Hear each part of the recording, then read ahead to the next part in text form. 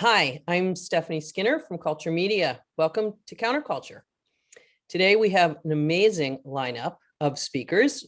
We're going to be hearing from Molly Browne and Pat Polowsky, the doctor of cheeseology. So at the end of today, I'm betting that we're all going to have a PhD in cheddar. So enjoy that. In addition, I want to go through a couple of housekeeping notes. This should be in speaker view mode automatically, but if not, please put it in speaker view. There is a Q&A button on either the top or the side of your screen. Please post questions and comments there. I will be reviewing them as we go along, and I will ask them to the presenters as appropriate. We will also have a Q&A period at the end of the presentation, but just ask questions throughout. And if we don't get to your question, I'm sure that one of them will respond to you directly afterwards. You can also use the chat function, which I will also try to monitor. And we really love your insights and participation. So please give us your pairing suggestions, your recipes, favorite cheese moments, etc. All questions are good questions, so please ask away. So let's get started. Here is Molly Browne. Hey, everybody. Thank you so much, Stephanie. My name is Molly Browne. I'm the education manager for the Dairy Farmers of Wisconsin, and we are really excited to bring you this very special class today. We decided to do a deep dive into a Wisconsin icon, Wisconsin cheddar. I mean, does it get any more iconic than that? I don't think it does. So Pat and I are going to take you through kind of a tour of Wisconsin cheddar. We'll start with a little bit of cheddar history. We'll go through some pairings. Pat's going to lead us through some of the technical aspects of cheddar making and also sensory evaluation. You guys will have to excuse me. I seem to have developed a tickle in my throat right before this, so I'm dealing with that at the moment as well. So hopefully I won't hack anybody's ears off in this presentation. So next slide, Pat. You guys received a box of stuff from us. So in the box was some cheddar, of course, a couple of Wisconsin themed pairings that we'll be discussing in greater detail when we get to the pairing section of our presentation. And this beautiful do-it-yourself Spidergraph sensory exercise poster. So this is something I'm like the most excited about, and I hope you guys are excited too. This is going to be a really fun way for you guys to explore sensory evaluation and visually tracking flavor profiles. So we'll talk a little bit more about that as we get into the presentation as well. And by the end of it, it will be very clear to you how exactly to use that. If you're feeling a bit mystified at the moment, don't worry, we're going to explain everything. But in the meantime, make sure that you set aside enough cheese so that at the end of the presentation, you can sit down with your marker kit and do a vertical tasting of these cheddars to fill in your poster. So very important, don't eat all of the cheese while we're presenting. All right, and with that, we're gonna talk a little bit about the history of cheddar. So I am not a cheddar expert. I'm sort of a general cheese expert, so I'm not gonna get into too many specifics of the history of cheddar cheese, but it is really important to understand the roots of this cheese. This is such an iconic cheese all around the world, and it's definitely very important to know where it came from and exactly what it is. You know, one of the things that I think is so part of like the mystique of cheddar is that it is a place, it's a noun, and it's a verb. And I think this causes a lot of confusion for people, especially people who are new to the cheese world. So we want to break that down for you a little bit. So this is like the most succinct way I could think of to describe this. So cheddar is a place that made a certain kind of cheese using like a very specific set of raw materials and techniques based on the exact cultural and geopolitical history of the region that it came from. So that is really how it can be all of those things at once, you know, a place, a cheese, and an action. So the birthplace of cheddar is considered to be the town of Cheddar in Somerset, which is a county in like the southwest portion of England. So this is really, this area was really rich with cheesemaking tradition and history. If you look through the list of town names in Somerset, you'll definitely recognize some other cheese things in there as well. So like I said, I'm not going to get too deep into the English history here. Certainly not an English cheddar expert, but to kind of set the stage, we got to go all the way back to the Roman occupation of Britain, which was roughly from like 40 to 400 AD. And this is really when cheesemaking became a part of the daily life of this region.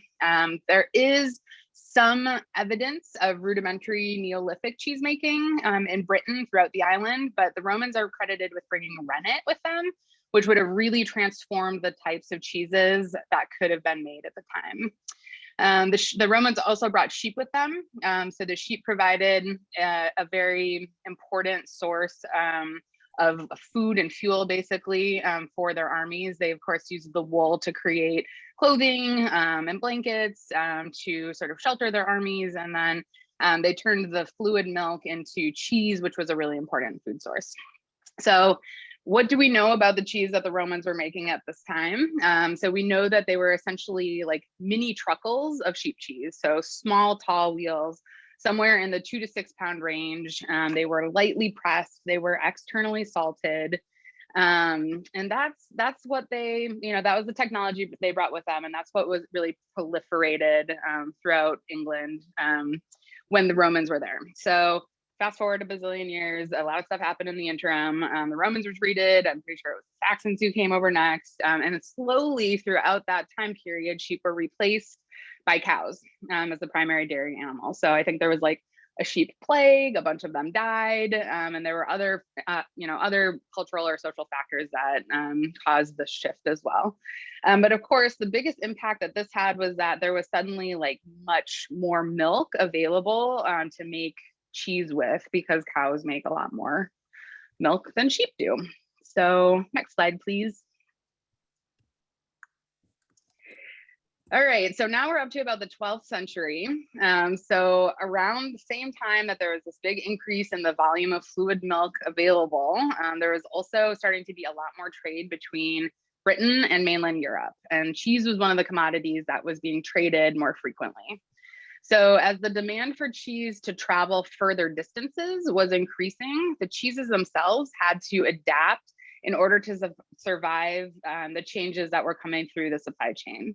So namely, they had to be more durable, they had to be able to withstand longer aging periods, and they had to be a certain size and shape to maximize the amount of space available in warehouses and on ships.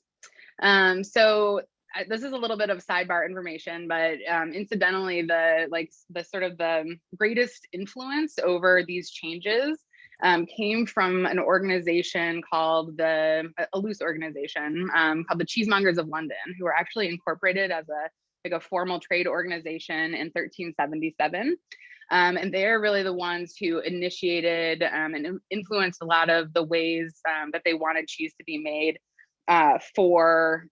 to meet these new criteria of needing to be shipped further abroad and withstand aging in warehouses. So I just think that's so interesting. If you ever feel like I'm just a cheesemonger, just remember you're part of a 650-year-old very noble trade who has been exercising influence over the types of cheeses that are made globally for many generations. So be proud.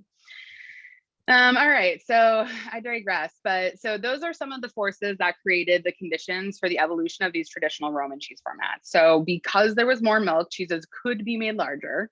The larger cheeses were naturally more durable and could be aged for a longer period of time, so they were favored in the marketplace. But the size posed some problems for producers that needed to be addressed. So number one, the salt could not fully migrate to the center of the larger wheels. So you'll remember that the Romans were externally salting their cheeses, and the salt was having a hard time penetrating into the center of the wheel once they grew in size. So that led to, cheeses that stayed too wet in the center. They were rotting from the inside out. So cheesemakers developed a few new techniques to address this issue. So namely, they allowed the curd mats to drain under their own weight, which of course is kind of known as the process of cheddaring.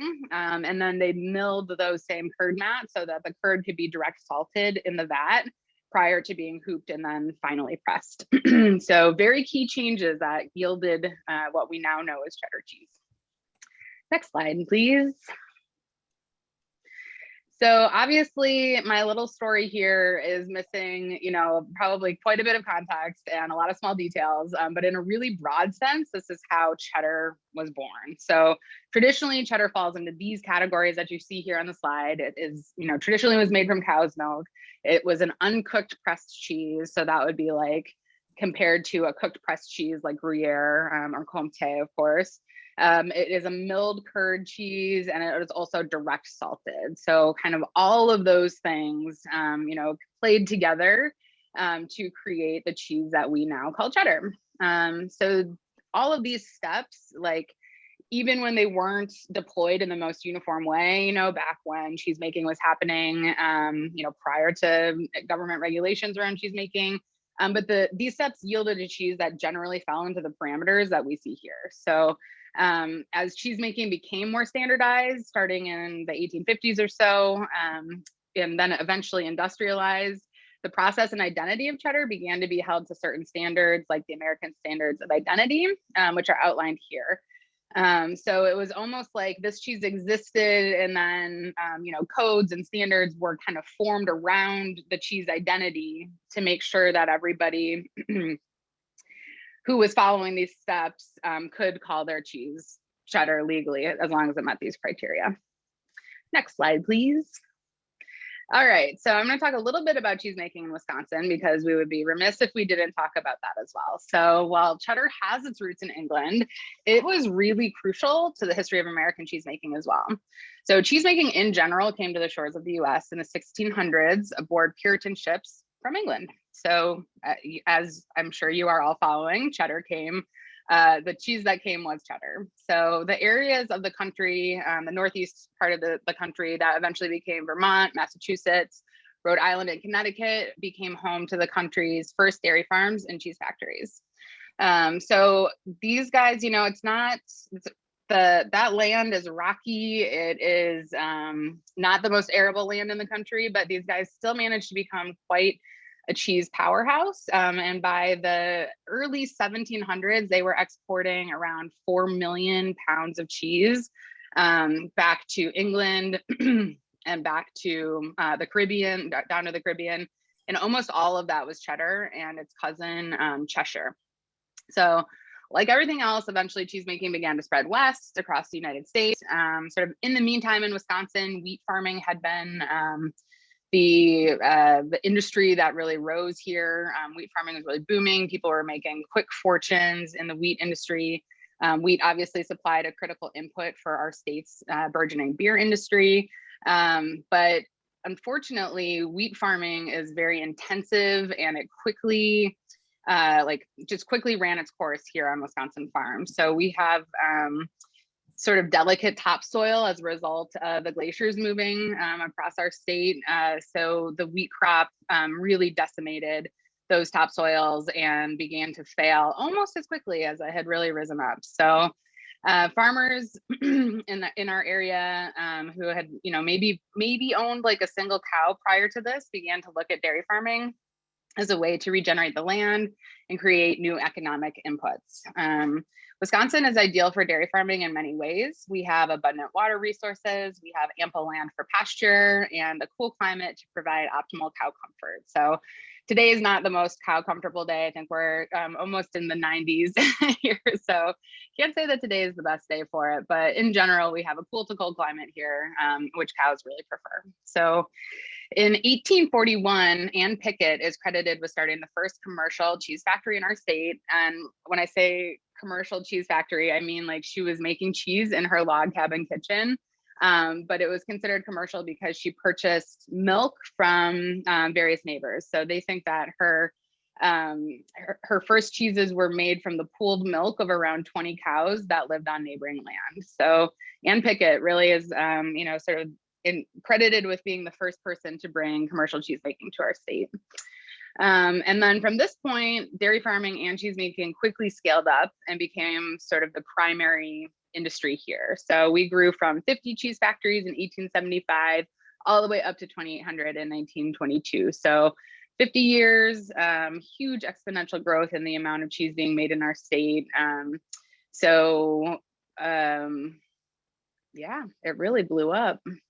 And like in the rest of the United States, cheddar was one of the very first cheeses to be made here. So we had three of our 5 like primary historical cheesemaking regions were really focused on making cheddar. So we had the Lakeshore region all along Lake Michigan on the eastern side of our state, the American cheesemaking region of the Southwest, which was obviously in the southwestern corner of the state, and then the North Central region up in all of our beautiful old growth forests up north is also a cheddar making region. And incidentally, that's the same region that gave birth to an American original that's a close cousin of cheddar, which is of course Colby cheese. So that is a washed curd version of cheddar that Joseph Steinmann invented here in America. So next slide, please. All right, so moving into modern times. So cheddar is obviously still a huge mainstay of the Wisconsin cheese industry. Cheddar is made in our state in so many different formats. We've got fresh curds, we've got wheels, blocks, truckles, daisies, you know, you name it. We've got mammoth wheels. We even make cheddars that are 10, 15, and 20 years old in our state. So you get the picture, we're making a lot of cheddar here. Of our remaining 129 cheese plants in the state, 60 of them make cheddar, and we have 26 master cheesemakers who specialize in the craft of cheddar making. We are really the epicenter of dairy research and innovation today. Pat's organization, the Center for Dairy Research, which he'll tell you a little bit more about, really leads that charge. And we have a lot of amazing cheddar that has been created in the vats at CDR and really drives our industry forward. So today we're going to taste a small selection of those cheddars to help you guys understand the story of Wisconsin cheddar and really what we have going on in our industry here. So these specific cheeses were selected for a really important reason. They're actually all made in the same facility by the same cheesemakers using the same milk supply, but they're all very, very different from each other. So we thought that tasting these cheddars together could provide important clues into the ways that the recipe and aging process impart the characteristics of the final cheese. So our lineup today, I'll just do a quick introduction of it. We'll talk more about each cheese as we get deeper into the presentation, but we have Henning's aged cheddar, which is a 9-month age profile. We have Deer Creek the Fawn and Deer Creek the Stag, which are the same base cheese recipe, but the fawn is aged between 12 and 15 months, and the stag is aged between 18 and 24 months.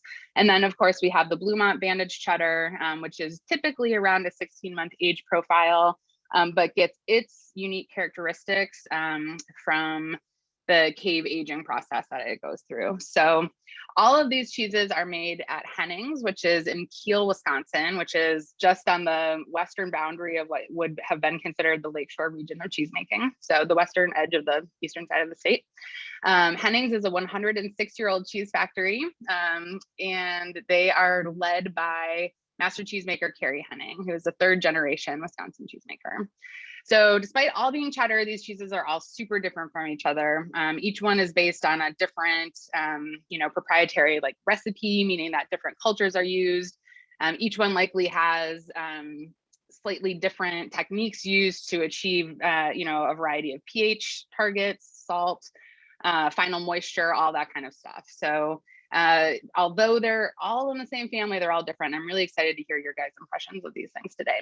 So I know that we're going to have a great time tasting these, and I hope you guys will enjoy recording your observations on the spider graph poster. Again, Pat will give us some more direction on how to fill that in later, but I think that's going to be a really cool way for you guys to visually compare these flavor profiles. All right, and with that, I'm going to turn it over to Pat, who's going to take us on the rest of this journey.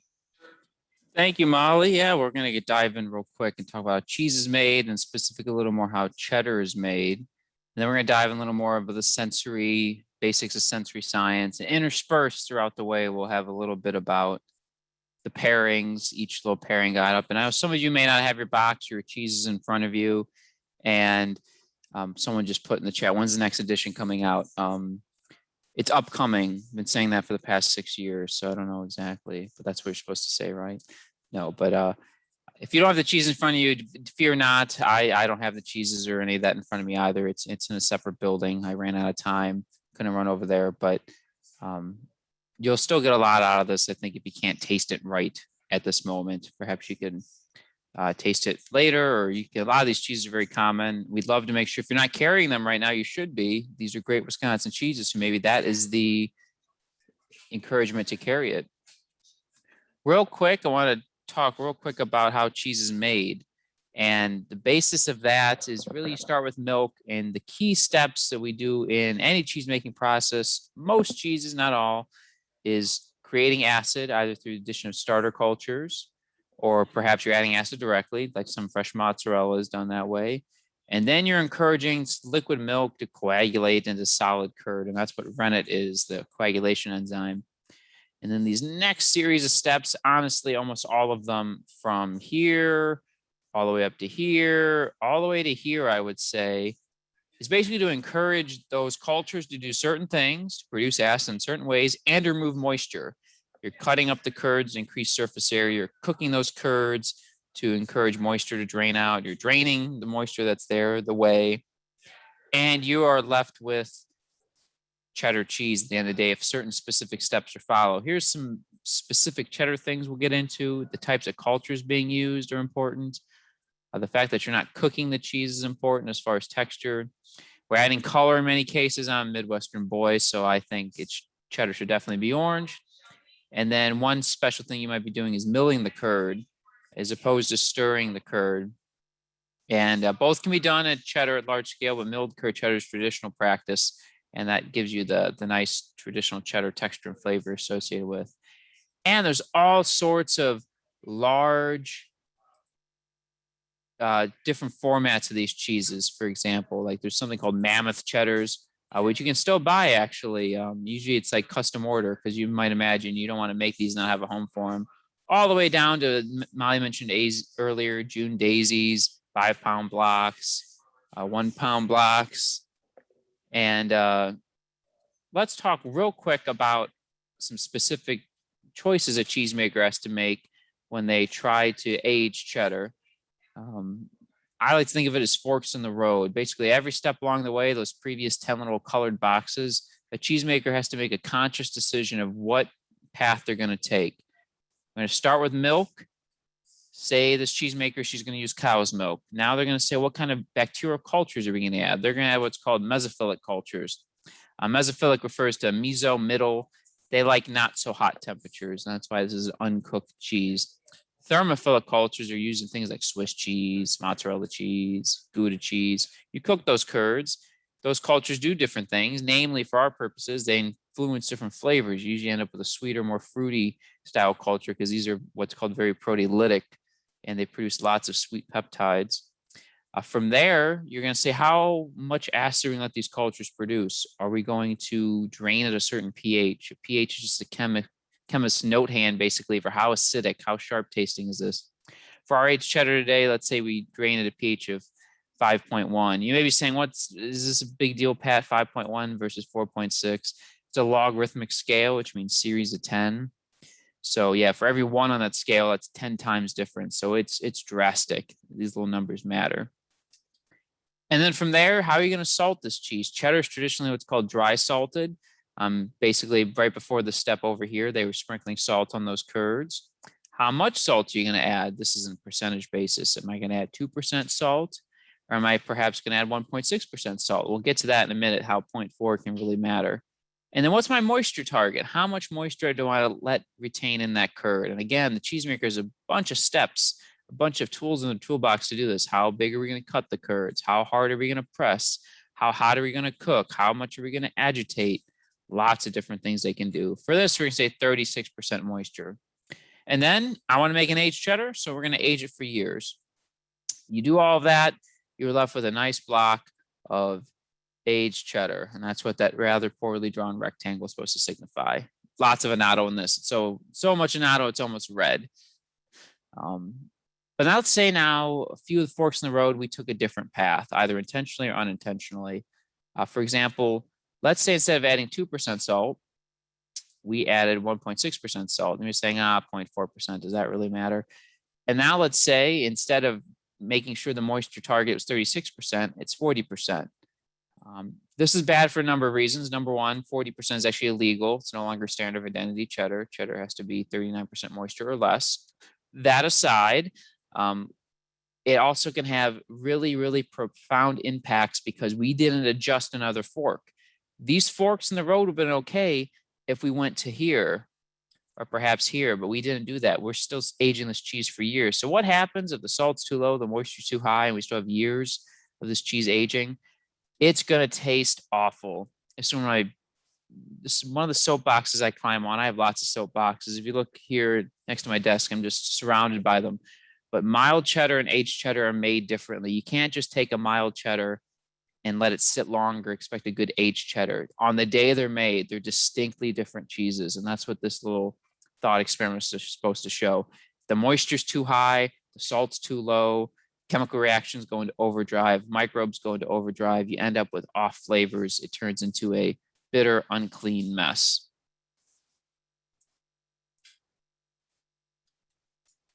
That brings us to our first pairing. So we're going to say, let's say the Hennings basically did those forks in the road the right way and got a nice aged cheddar for us with some popcorn.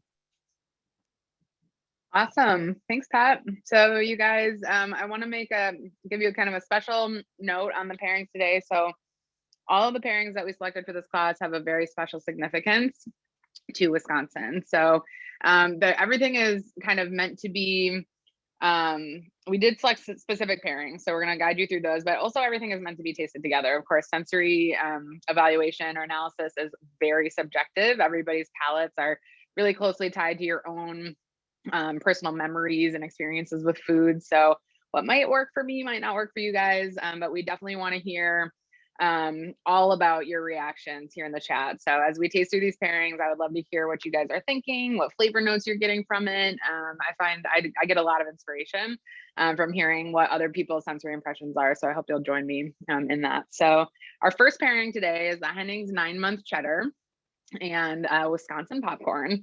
So Wisconsin popcorn is actually our state grain. I didn't know that actually until I started preparing for this class, but here in Wisconsin, we grow a lot of corn and some of it happens to be delicious popcorn. So I also it never occurred to me that popcorn grows on cobs. And so when I found that out, I got very excited. And because I'm, just kind of an extra kind of human being, I found these popcorn cobs that we sent to you guys. So I hope that you're enjoying them. And I hope that nobody had a microwave fire like I did the first time I tried to pop one. So if you had to bust out a fire extinguisher, I'm very sorry. And hopefully you just followed my directions and there's no major calamity here, but I like these two together. Popcorn, of course, is delicious with butter slathered all over it, but it has kind of a latent sweetness and almost a buttery side to it without popcorn or without the butter on it, which is probably why it's such a good pairing with butter. And I think it works so well with this cheese. I think this cheese is really, for an aged cheddar, it's still nice and mild. You are starting to get some of those more sulfury notes that we associate with aged cheddars. So almost like broccoli or like cooked Brussels sprouts. I kind of get from this on the back. It's almost like you can tell in another 9 months, there's going to be some bitterness or some really interesting flavor on there. So that's how we selected this pairing. Again, popcorn, our state grain, so good. My favorite snack when I'm not eating cheese. So I hope you guys like this one. Molly, that's a great pairing. This is Stephanie, because it's almost like it's buttered popcorn, except that it's like that much. It's like buttered popcorn times 1 million. Yeah, it's like you get some of the buttery qualities of the cheese mixing with the popcorn, and it's like cheddar corn, but like without that kind of, without that gross powder that gets all over your fingers. Exactly. Best of all worlds. It's good. Oh, yeah. Carrie says beer cheese soup topped with popcorn. Well, there you go. You got the 3 main things Wisconsin should be known for right there. Seriously. Put it all in a soup. I love it. That's funny. But just a bit of personal history. I grew up next to Orville Redenbacher's hometown in Indiana. So this is the clashing all the best cultures for me. So this is my favorite pairing of the day, just by virtue of it's the most Indiana and Wisconsin thing all at once. Okay, well, we'll keep on trucking. And now we're going to go into some of the specific cheese making, cheddar making steps and see how that influences the flavor as we continue our tasting. So we mentioned earlier we have milk, and we're going to add cultures to that milk. Cultures are just special bacteria, what are known as lactic acid bacteria, also known as LAB. Not the dogs in this case, but bacteria, lab. We usually never say lab. We usually say LAB or starters or lactic acid bacteria. What they do is they make acid. They take lactose, a natural milk sugar, and ferment it into acid. And this causes the pH to drop. What you need to know is the lower the pH, the higher the amount of acid. That is basically the relationship. It's inverse relationship, it's logarithmic. Why is it so complicated? Because chemists want to make our lives difficult. This is an example of what, Carrie mentioned Velpo. Yeah, I grew up in Chesterton, right next to Velpo. It's actually where Urschel is based, which is who does basically 99% of all the commercial cheese shredders and graters in the world. So it was meant to be. Sorry, there's a little tangent. These are what cultures would look like that some cheesemakers use. These are what's called DVS, direct vat set cultures, little freeze-dried Dippin' Dot style things. Thaw, they don't taste like Dippin' Dots necessarily, have a little more of a malty flavor, but if you're ever in a position to try them straight up, I suggest you do it. I've done it. They're not necessarily probiotics, but I hope they're good for my gut health. Who knows? And now these are some of the specific names of cultures you might find out there. And by specific, I mean pretty specific, but still nowhere near as specific as what's in this little weigh boat down here. This is just how we refer to them as science. There's usually like 10 other things that follow this. But for example, these two right here are very famous cheddar cultures: Lactococcus lactis, subspecies lactis, Lactococcus lactis, subspecies cremoris. But to give you an idea of the depth and the specificity cheesemakers have at hand, you know, Lactococcus lactis, subspecies cremoris, biovariant diacetylactis, serotype H4767, you know, H3 can be easily just part of the specificity you get. They would never call it that. These culture companies give it a nice name so they can sell it as something very easily. And the rest of these cultures are what are known as thermophilic cultures. That's the M and the T, if you remember back. These could be used to produce some other types of specialty cultures. For example, the sweet style cultures produce the sweet style cheddars. If you take these, what are in normal cheddar, and you add in, say, Lactobacillus helveticus, what you're left with is this, a sweet style cheddar. This is an example of Prairie Breeze, but these are very common. They can be added to lots of different cheeses nowadays, and things like Dubliner, even things they don't even call sweet cheddar can have this in there because it helps do some debittering and just gives it a sweet, fruity flavor. Now we have our sort of soured milk, is if we use colloquial terms, there's some acid in it. We're going to coagulate it. We're going to turn this liquid milk, which contains these things called Casein Micelles.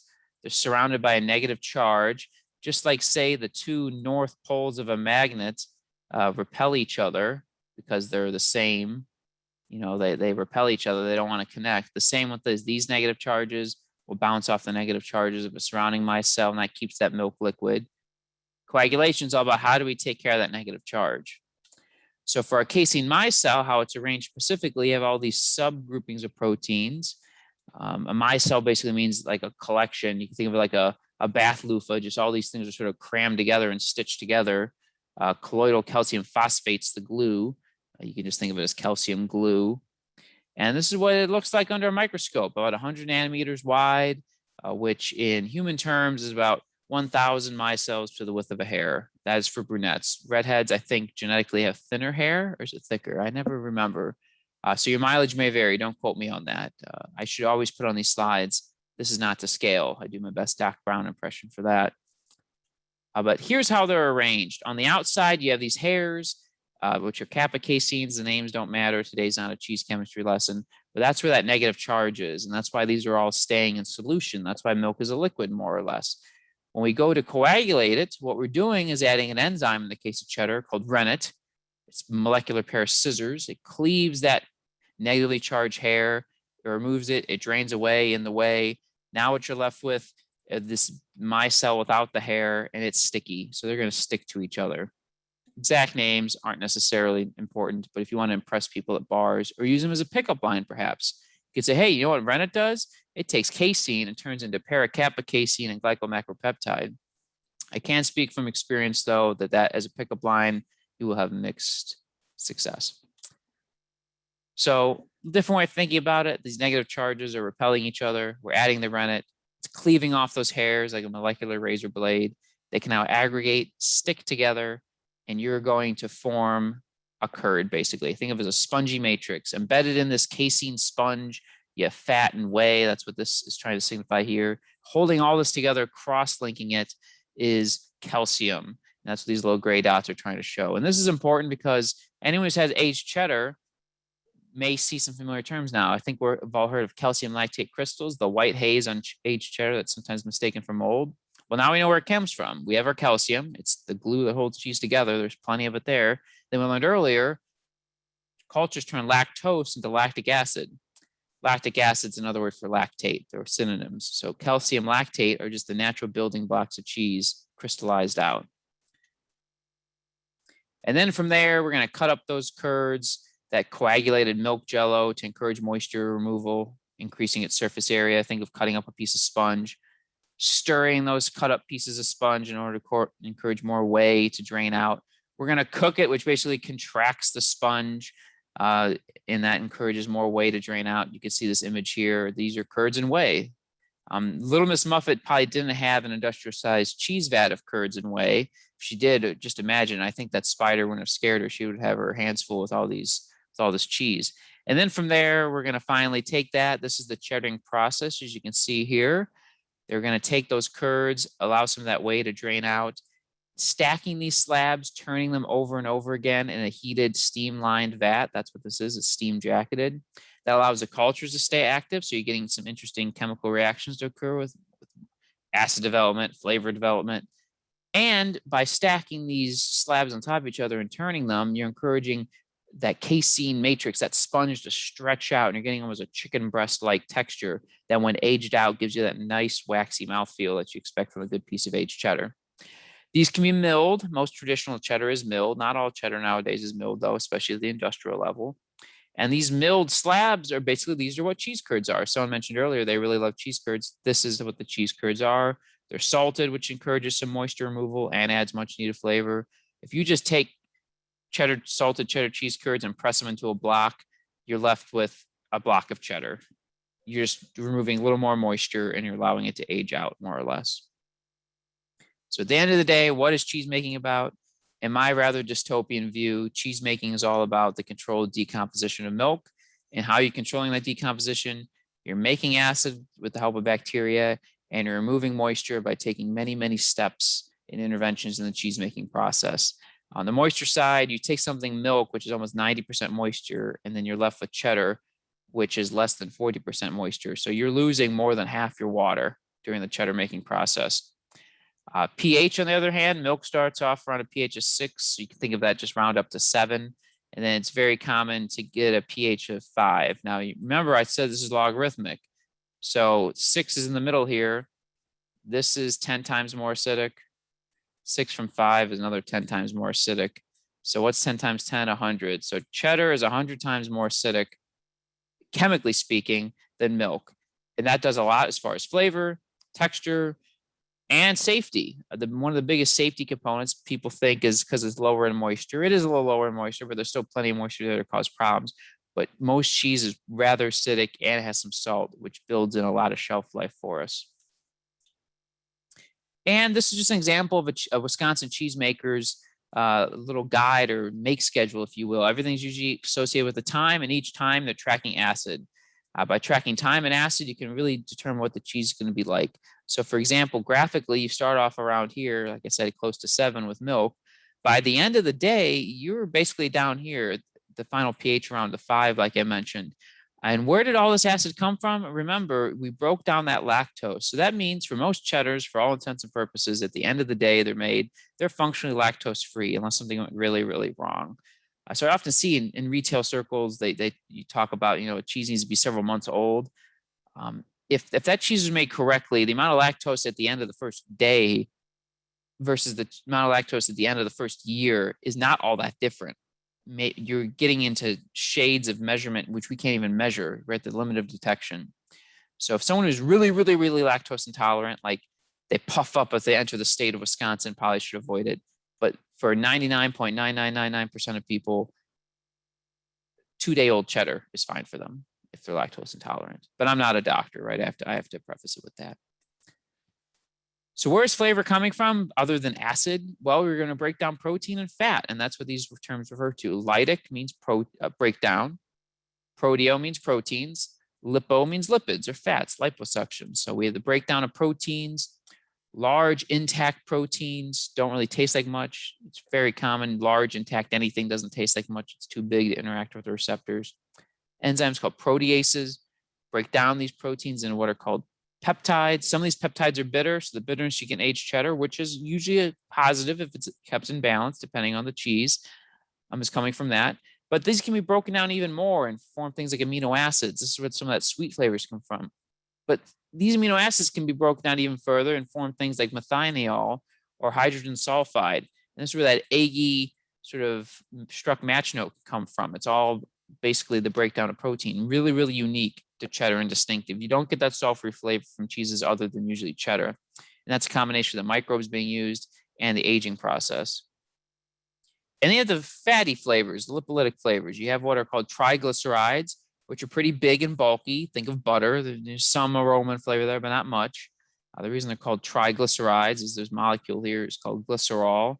And if you don't want to, spoiler alert, there's 1, 2, 3. Oh, do you guys hear the sirens going by? I gave away the secret. Why triglycerides called triglyceride. They're coming after me. But you break these down, you form free fatty acids, FFAs. And now these are volatile. Like you think of wisps of steam over a boiling pot of water, that's volatile water vapor. These are invisible, but they're volatile. They're interacting with our nose, and you're getting lots of interesting flavors and aromas. Where are these enzymes? What's doing this breakdown? Time can do it. Left on its own devices, it takes a long, long time. There's enzymes in milk that can do this to some degrees. But for cheese making, especially cheddar making, these microbes, these little metabolic machines they have inside themselves, either are actively breaking these down as part of their, function, their raison d'etre, part of their life, or they die, they explode, and they spill their enzymatic guts into the cheese. I do marketing for cheese, as you can tell how nice and classy I'm describing this. And these metabolic guts are doing breakdown and forming lots of interesting flavors. And that brings us to our second pairing. Oh, Pat, I'm just over here LOLing. You have the best sense of cheese humor. That's awesome. So you guys, our next pairing is Deer Creek the Fawn cheddar cheese with Underground Meats old-fashioned salami. So you guys may already know this, but the old-fashioned, like popcorn is our official state grain, the old-fashioned is our official state cocktail. We might be the only state to have an official cocktail. And I'd have to see the legislative paperwork on this one in order to really believe it. But the old-fashioned is a Wisconsin tradition that is well known. I'm sure you guys are familiar. So I think I read once that Wisconsin consumes 90% of Korbel's annual brandy production.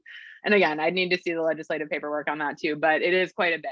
We really favor our brandy here. And the old fashioned isn't the only brandy cocktail that we love in the state. And around Christmas time, my parents always break out the brandy Alexander making kit. And that's a real delight. A hearty scoop of ice cream with your brandy never gives you a stomach ache or a headache, I promise. So this salami really brings in the flavors of the traditional old-fashioned cocktail, paired with some sustainably raised meat made here in Wisconsin. Underground Meats is a fantastic salumeria here in Madison. And they just do a great job with some really inventive flavor profiles and really high quality pork. So very excited to share this one with you today. This salami to me was so surprising. Like I knew it was called an old fashioned salami and I knew it would have some of those flavors in it, but I was like skeptical about their ability to really execute on the flavor profile of an old fashioned. So I was really pleasantly surprised when I tried this because it really carries this fruitiness with it. So you get, a lot of cherry, a lot of orange peel on it. And I think that's really unique in a salami. So I was super excited to receive this and to be able to pair it with the fawn. So Again, the fawn is sort of the younger of the two cheddars of the next two cheddars that we're going to taste, which are again the same base recipe, but different age profiles. So again, this one is in the 12 to 15 month range. So a little bit on the younger side. We're not really developing any of that crystalline structure. We start to see it a little bit on the stag, but just a nice, clean, slightly sweeter than the Hennings cheddar.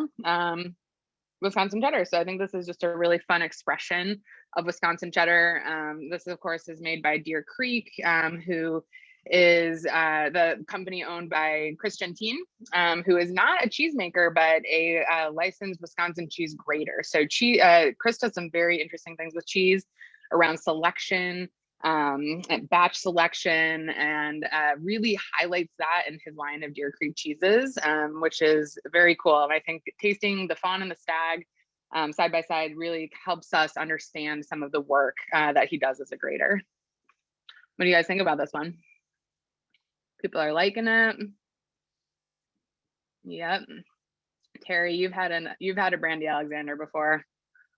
Maybe we've had one together. I'm not sure. I can't remember. Steph, what do you think about this one? I think the fawn is one of my favorite cheeses that we got in this batch for whatever reason. My only thought about this is that the salami is so strong that it does, for me anyway, it's hard to taste them both together. So I end up eating all of the cheese and then I eat separately all of the salami. So that's what I do. That is a valid cheese eating strategy. So yeah. I think that's okay too. I do like, I'm starting to get some citrus notes on this cheddar. I tend to get like citrus and tropical fruit on more aged cheddars, but I'm starting to get some of the citrus notes. And that really highlights the citrus notes in the meat. So I think maybe what you're experiencing is sort of that like doubling down effect of, amplified flavor. So that could help explain it. I'm going to try it with the Hennings actually to see if I get the sweeter hit. Yeah. I think you'll probably get a little bit more savory quality from the Hennings. So Cool. Awesome. Well, let's keep moving on. I know we've got 2 more cheeses to taste and some more awesome pack content to get through here. So show must go on. That it must. And I just say I sell cheese on the weekends as a monger, and this is selling the sausage with any cheese. This cheese particular is really easy. And Molly, I did look it up. Korbel did increase their distribution, so it's down to 50% as of 2019. But before that, it was 90 as far as the amount of whiskey that we were consuming. So anyone in Wisconsin on the line, we need to up our game. I'll have to update my talking points to say we only consume 50% of their brandy production. Well, that's exactly, yeah. And that's just because they expanded. So I think that what allowed them to expand was Wisconsin's insatiable appetite for it.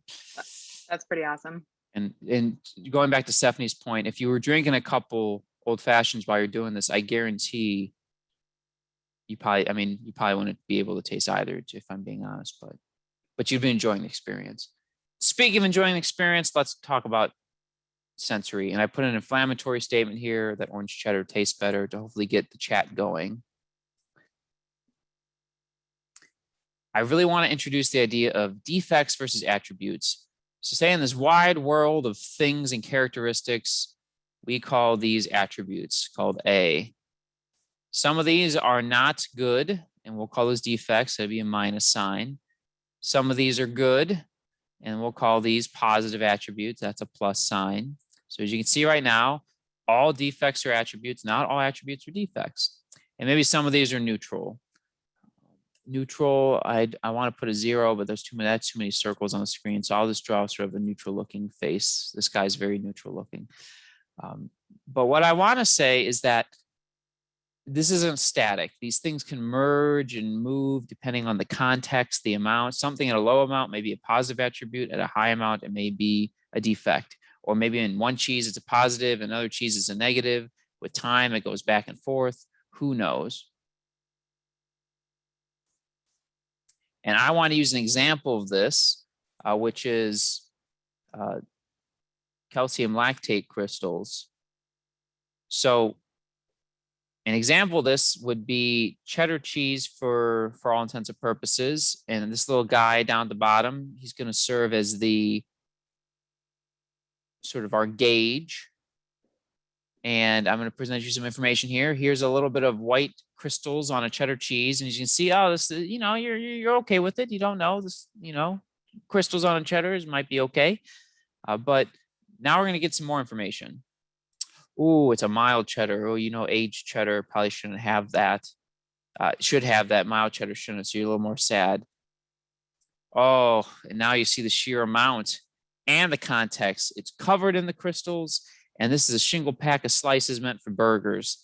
It probably should not be covered in this. People will mistake this for mold, especially if it's on the dairy wall, not like the specialty cheese counter. So that's when an attribute definitely became a defect, cheddar specific.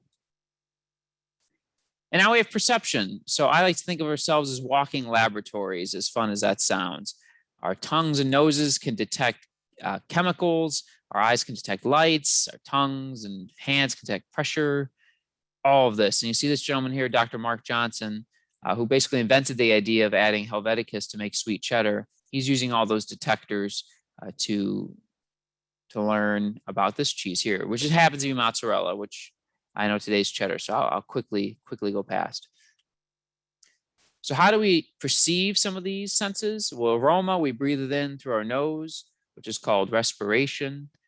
We can chew up the cheese, which is called mastication, and that allows some aroma to float up back behind our soft palates. This is when you're stuffy, you can't really taste. Warmer temperatures usually encourage more volatility, like I mentioned. And then fat soluble. Not only does fat break down create flavor like we learned, fat is the pool where flavor molecules live. They're usually fat soluble. So less fat, there's less available pool for molecules to partition into. Basic tastes, aromas with the tongue, smells with aromas with the nose, tastes with the tongue. So, and sweetness in cheddar is usually caused by things like amino acids, like we mentioned earlier. Colby is sweeter than cheddar by virtue that it's lacking acid, not that there's something actually sweet in the cheese. Acids from lactic acids we learned, bitters from bitter peptides like we learned, salt. I don't want to ruin anyone's surprise here. It comes from salt. Umami is an interesting one.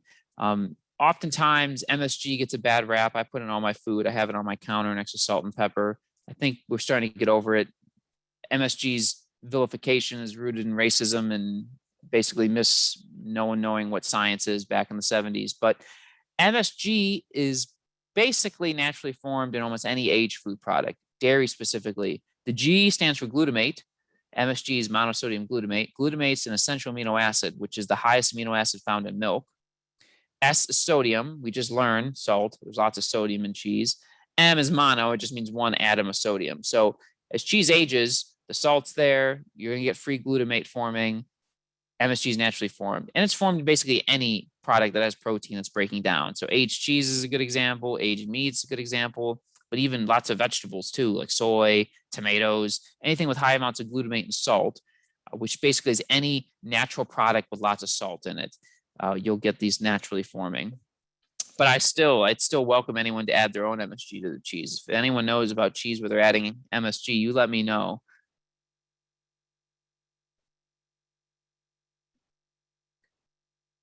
And then we have what I like to call acid bitter confusion. About 1 in 7 people will suffer from this. The idea is acid and bitter are distinct flavors, distinct tastes. Just because something is really, really acidic doesn't make it bitter. It's just really, really acidic. So this is one of my soapboxes that I can't get on right now. We're running out of time. And that brings us to our third pairing. Awesome. Thanks, Pat. So this is like one, maybe like the pairing I'm the most excited to present to any group of people ever, because the kringle is like a very deep Wisconsin tradition. I think so. Kringle is like a Danish dessert that Wisconsinites started to make, and now we are like not only America's Dairyland. I think we're like the international kringle capital of the world, which is very cool. So much in the same way that you can buy like a fancy tube of mustard in like a Parisian gas station, you can also buy Kringle at like every gas station in Wisconsin, any day of the week. And they come in a huge variety of flavors. There's fruit flavored ones, and then there's a nut line as well. So I selected the walnut Kringle today to pair with the Stag. So this is the 18-month-ish version of the fawn. So slightly more aged. I think you guys will definitely start to see more of that crystalline structure, more of that kind of chicken breast texture that Pat mentioned. When you break it apart, you can tell that there's less moisture in this one. It's not going to be quite as creamy, and it's going to have a more robust flavor profile to it as well. So the flavor does not just become more intense, but also a little bit more complex. So I think you get a wider range of flavors in this one. So pairing dessert with cheese is unconventional. You know, harkening back to our Parisian gas station, the French like to eat cheese for dessert, but pairing dessert and cheese, or sweet stuff and cheese, because Kringle is really not only eaten for dessert here, it's mostly eaten for breakfast. It's kind of unconventional, but I mean, what a better way to balance out like an insanely sweet pastry with some nice, robust, savory cheddar. So this should be a little bit evocative of like the cheddar cheese on apple pie phenomena as well. But just a really fun bite of food in your mouth. So I get like a nice kind of nutty, cheesecakey sort of bite from this one myself. What do you guys think about it? Lots of everybody's favorite. This is my favorite, absolutely. Lots of Awesome. wows and tasty. Excellent. Yeah. This one surprised me, surprised me, because I thought I tasted the Kringle or whatever separately first, and it was so sweet. I thought, oh, this is really going to be tough. But I think it's a perfect pairing particularly with the Blue Mont, because it does have has that sort of cavey flavor, which we were talking about before, and it completely like knocks the two of them, like both complement and knock each other out. It is a nice surprise. Yeah, exactly, Terry.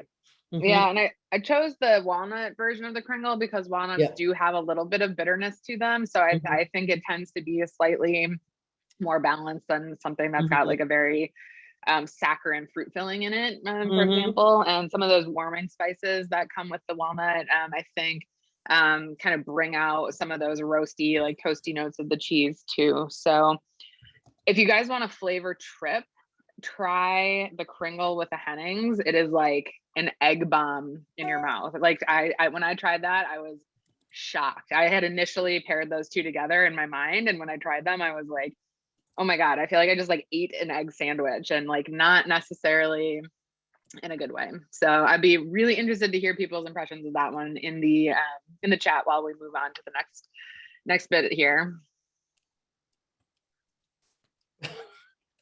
Okay, and I'm so tempted, but I'm out of time talking about maybe the chemical origins of the sulfur and the egg. But alas, I have to save that for another day. Yeah, we're gonna have you back to talk about that. Don't you worry. Just Hennings, aged cheddar, and Kringle. An hour on that.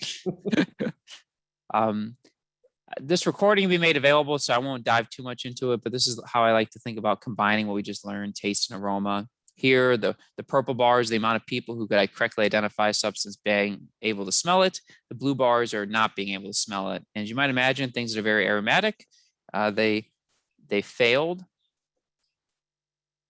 They failed at basically, and things that aren't very aromatic, like water, still a surprising amount of people failed. But I just sort of want to get that across. And the one thing I do like to talk about, because this usually ruffles people's feathers, especially cheesemongers and gastronomes, is that I guarantee 99% of the people listening, if I blindfolded you right now, you cannot tell the difference between red and white wine.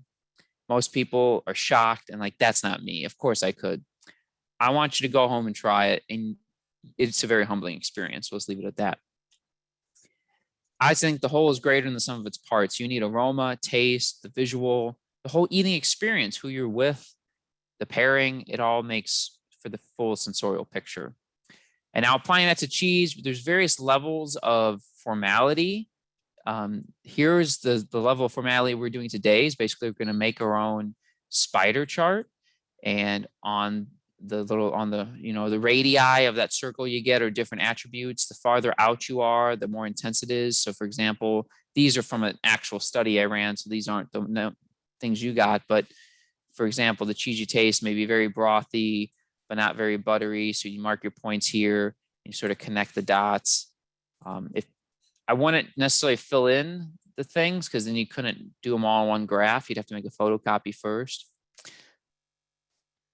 But what's cool is the next cheese I've actually run a study on.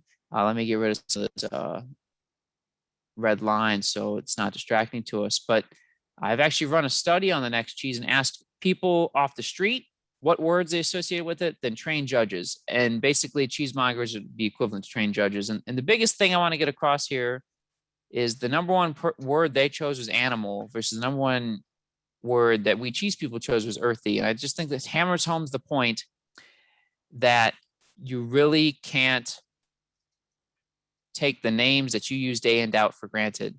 The person off the street knows nothing about cheese, knows nothing about sensory. You might have to do a shotgun approach to get words that land. And that brings us to our final pairing of the day. Awesome. Thanks, Pat. So this pairing, when I was putting this whole event together, this pairing I think surprised me. I was surprised by all of these pairings in some capacity, but this one surprised me because I was expecting the shrub to go well with one of the Deer Creek cheeses, and I wanted to kind of introduce it earlier, but I found that like the earthiness, I think it's like the earthiness of the cranberries and the earthiness of the Bluemont Bandage cheddar together made like just this crazy flavor in my mouth where I was like, oh my God, that's too cool. Like that, I have to share that with the world. So Bluemont cheddar, of course, sort of a very famous and very limited cheese from Wisconsin, aged in the famous cave at Blue Mounds by Willie Lehner. So this cheese is made at Hennings, but it's only made seasonally. So I talked to Willie last week to get sort of some details for this class, and he said that he was at Hennings that day, but it was the last day he was going to be making cheese for the summer because it was getting too hot and the cows were not producing optimal milk for his style of cheese at this time. So he'll resume cheese making in the fall when things cool down and milk quality shifts again. So I thought that was very interesting. So of course, Willie has a very specific set of specifications that his cheddar has to meet in order to be cave aged. So after it's made at Hennings, he receives it, bandages the cheddar, and then ages it in his cave. So really kind of a traditional flavored cheddar. So this is probably getting close to what the ancient cheddars of England might have tasted like. Maybe not the ancient ones, but maybe more like in the turn of the century, this might have been close to what was being made, and it's still being made in some places in England today for sure. So really nice cavey flavors, a good like nutty, buttery profile as well. And like I said, I can't quite put my finger on what it is that makes this such a good pairing with the cranberry shrub, but to me, it hit that sort of like the highest aspiration that I think that you can achieve in pairing is this concept of the third taste. So it's like, you don't taste the cheese anymore. You don't taste the accompaniment anymore. You just taste something that is like, a symphony of both things that is expansive and delightful in its own way. And I think for me, at least, this pairing really hits that mark. And I was surprised that it did, because I think that's a rare quality to find in a pairing. So I think there's a lot of really good pairings in the world that fall short of kind of conjuring that third taste. So this one really did it for me. Shrub, of course, like a delightful drinking vinegar. You can mix it with club soda or sparkling water or sparkling wine, or I put mine with vermouth and a lot of crushed ice. So a lot of good ways to do it.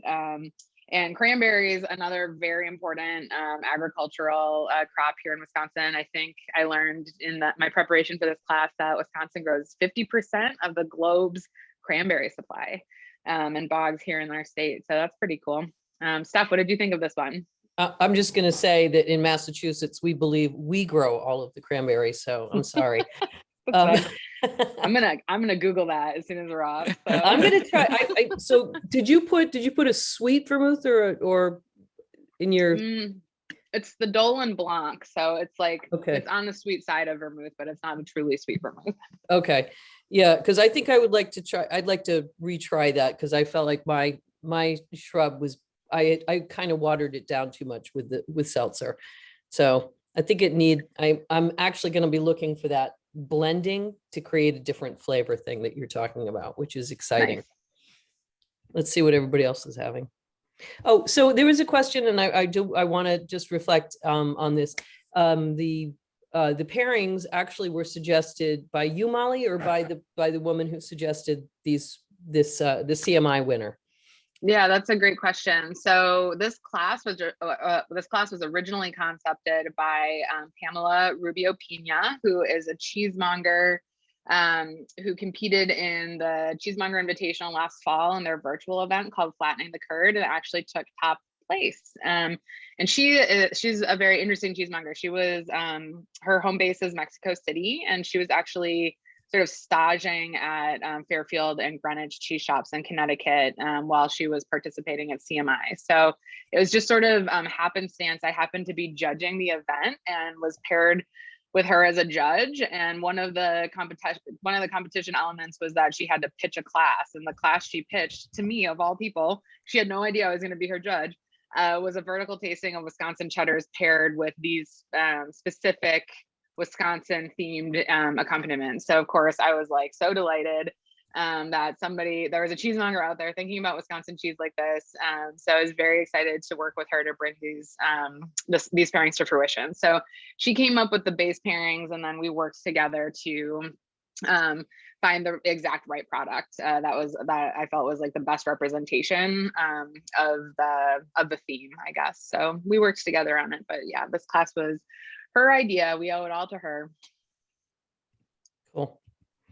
So yes, we are horribly over here on our time. So I think we could all sit here and chat for a long time. It obviously means that we all want to see each other soon so we can talk cheese in person. So thank you all for coming. I think this has been one of my favorite countercultures ever. And we look forward to seeing you all again. Molly, Awesome. Thanks, bye? everybody. Yeah, Thank thanks so you. much for tuning in. Real quick, you just guys- want to talk to Lisa's question. That is actually an attribute. There's supposed to be some Okay, good. bluing in the Blue Mont. Oh yeah. There's definitely some rogue microflora involved in the Blue Mont cheddar. I broke these wheels down myself and I cut out a bit of blue, and I tasted a lot of the cheese that was badly impacted by the blue mold, and it actually tasted really good. So we tried not to send too much of it out, but it did have a nice flavor profile.